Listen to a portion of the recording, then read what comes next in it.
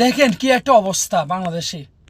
হাদি ভাই তো এখনো বড় কোনো এমপি হয় নাই, প্রধানমন্ত্রী হয় নাই, কিচ্ছু হয় নাই, এমনি একটা সংসদ সদস্য হিসেবে দাঁড়াইছে সেখানে আব্বাসির বিপক্ষে। তাহলে সেক্ষেত্রে এভাবে তাকে গুল্লি করতে হবে? কে গুল্লি করলো, কোন দলের নেতারা লোক গুল্লি করলো, সেটাকে তদন্ত করে বার করতে হবে।